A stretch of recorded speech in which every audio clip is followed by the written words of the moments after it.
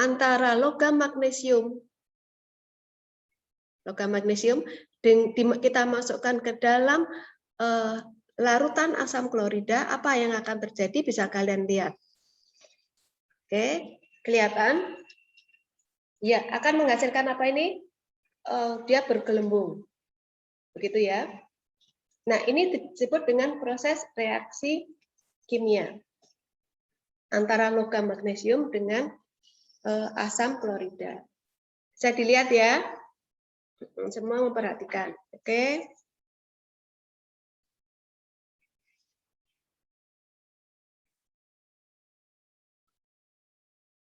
Kalau seandainya kalian bisa memegang, ini akan terasa panas. Akan terasa panas. Nah, pada saat sekarang ini, di dalam termokimia, ada beberapa istilah. Kalau kita mereaksikan antara magnesium dengan HCl, maka semuanya akan terpusat di sini. Akan memperhatikan ini. Di dalam kimia ada istilah sistem, ada istilah lingkungan. Nah, kalau kita mereaksikan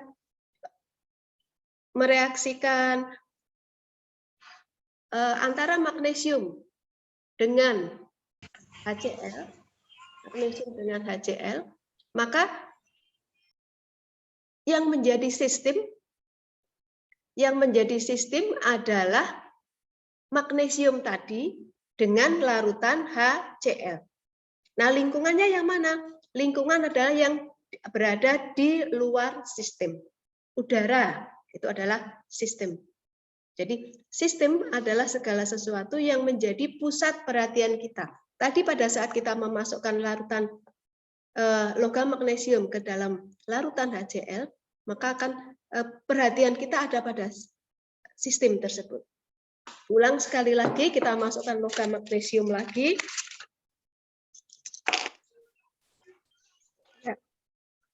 Nah, pasti semuanya akan mengamati ke sini. Nah, inilah yang disebut sebagai sistem. Jadi sistemnya siapa? Sistemnya adalah logam magnesium dan larutan HCl. Kemudian sebagai lingkungannya adalah gelas kimia, kemudian udara di sekitarnya.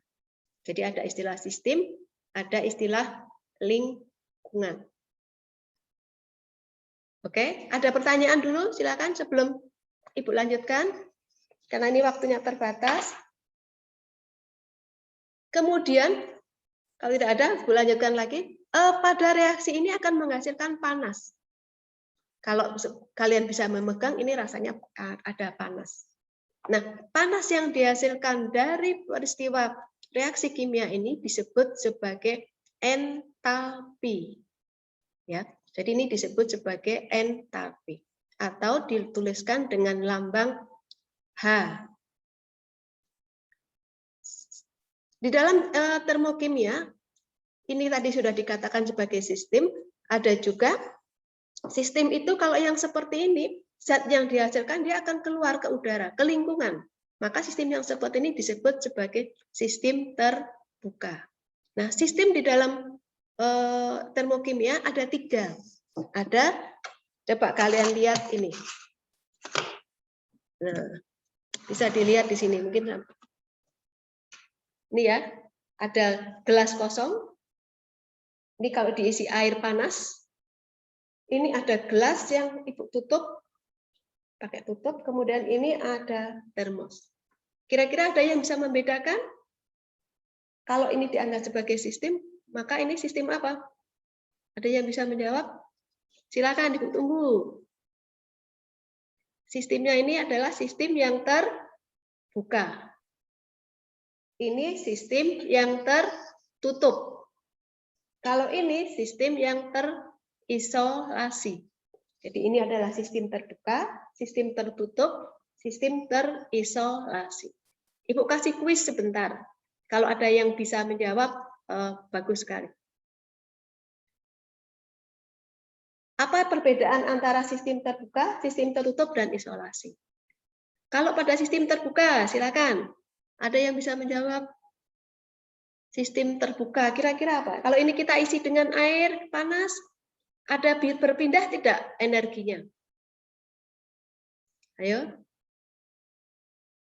Bisa berpindah tidak? Silakan.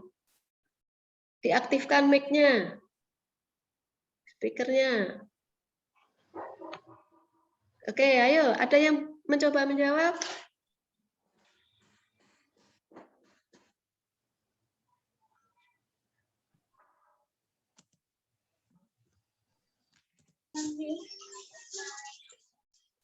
Ayo, bisa? Sistem yang ini terbuka, ini tertutup, ini terisolasi. Kalau ini diisi air, airnya bisa berpindah tidak? Ini airnya bisa berpindah. Panasnya bisa berpindah tidak? Energinya bisa berpindah tidak? Ini juga bisa berpindah. Kalau pada air yang tertutup, gelas yang tertutup, ini diisi air panas, airnya tidak bisa berpindah, tetapi energinya bisa. Kalau yang terisolasi, baik zatnya, masanya, dan energinya tidak bisa mengalami perpindahan. Gitu ya. Jadi kalau pada sistem terbuka, baik materi maupun energinya ini bisa berpindah. Tetapi kalau pada sistem tertutup, materinya tidak bisa berpindah, tapi energinya bisa berpindah. Karena ini lama-kelamaan juga dingin. Tetapi kalau pada sistem yang terisolasi, ini materi maupun energinya tidak bisa berpindah. Ya, jadi ada sistem terbuka, sistem tertutup, dan sistem terisolasi. Oke, sampai di sini ada pertanyaan? Ada yang mau ditanyakan? Jadi di dalam termokimia, awalan kita pada pembelajaran termokimia itu ada istilah sistem. Sistem tadi ada segala sesuatu yang menjadi pusat perhatian kita. Kemudian ada istilah lingkungan. Lingkungan berarti itu adalah yang berada di luar sistem. Segala sesuatu yang berada di luar sistem. Kemudian sistem ada 3, yaitu sistem terbuka, sistem tertutup, dan sistem terisolasi. Kalau yang terbuka itu berarti baik materi maupun massa maupun zatnya atau energinya itu bisa berpindah. Tapi kalau pada tertutup, energinya saja yang berpindah, tetapi kalau pada terisolasi, baik materi maupun energinya tidak bisa berpindah. Sebelum dilanjutkan, ada yang mau ditanyakan?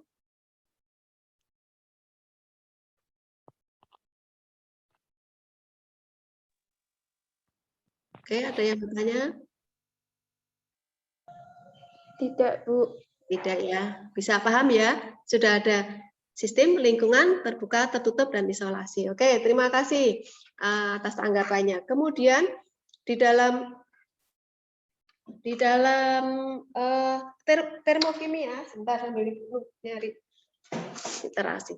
Di dalam termokimia ada istilah panas tadi, seperti kalian lihat pada saat Ibu mencampurkan logam magnesium ke dalam larutan asam klorida, itu akan menghasilkan panas. Nah, panas yang dihasilkan pada reaksi kimia tadi, itu disebut sebagai entalpi. Di mana entalpi itu tidak bisa dihitung. Yang bisa dihitung hanya perubahannya. Kok bisa, Bu, seperti itu? Gambarannya seperti uang yang ada di dalam celengan. Kita tidak tahu persis berapa uang yang ada di celengan. Tetapi yang kita tahu adalah kalau hari ini kita mau menambah uang yang di celengan 10.000, berarti entalpinya bertambah 10.000. Kalau kemudian besok kita nyutik celengan itu diambil 20.000, berarti entalpinya berkurang 20.000. Kita tidak tahu persis berapa jumlah uang yang ada di celengan. Seperti itu, analoginya seperti itu. Yang kita tahu hanya perubahannya. Kalau menghasilkan panas berarti perubahannya, energinya bertambah. Kalau menyerap panas berarti energinya berkurang. Itulah yang disebut dengan entalpi. Jadi entalpi itu adalah kalor yang dihasilkan dari suatu proses reaksi kimia. Tetapi berapa besarnya kalor itu tidak bisa dihitung, yang bisa hitung itu adalah perubahan entalpi sendiri. Nah, berdasarkan kalau reaksi tersebut, reaksi kimia ada dua, yaitu ada reaksi yang, kalau tadi kalian melihat, kita mencampurkan HCl dengan logam magnesium, itu akan ada uapnya. Ada uapnya, berarti reaksi tersebut adalah menghasilkan panas, mengeluarkan panas. Nah, reaksi tersebut disebut dengan reaksi eksoterm.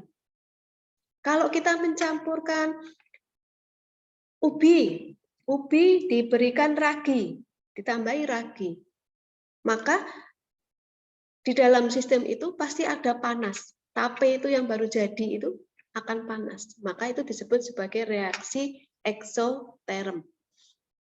Tapi kalau kita mencampurkan urea dengan air, pasti rasanya dingin. Airnya menjadi bertambah dingin. Lautan ureanya bertambah dingin. Maka urea tadi yang ditambahkan dengan air, itu kategorinya reaksi yang menyerap panas. Kalau yang menyerap panas itu disebut sebagai endoterm. Kalau yang melepaskan panas itu disebut sebagai eksoterm. Dalam kehidupan sehari-hari, reaksi eksoterm selain pada fermentasi, ada lagi reaksi pembakaran. Semua kalau dibakar pasti akan menghasilkan panas. Di lingkungannya akan menjadi terasa panas. Kita membakar kayu, api unggun, tujuannya kan untuk menghangatkan lingkungan. Maka reaksi itu adalah reaksi eksoterm. Dan kebalikannya, ada reaksi endoterm, reaksi yang menyerap panas. Sampai di sini ada pertanyaan?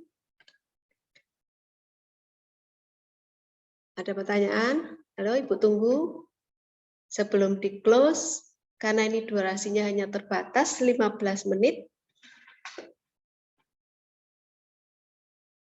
Ada yang mau ditanyakan?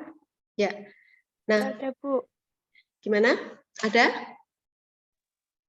Tidak ada. Tidak ada. Paham ya? Oke. Ya, Bu. Dari peristiwa termokimia itu ada sistem dan lingkungan, kemudian sistemnya macam-macamnya ada 3, sudah jelas ya.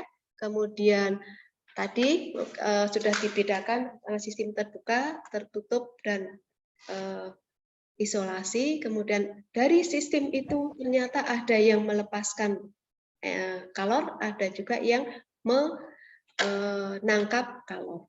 Nah, itulah materi awal dari termokimia yang nanti akan dipelajari lebih lanjut.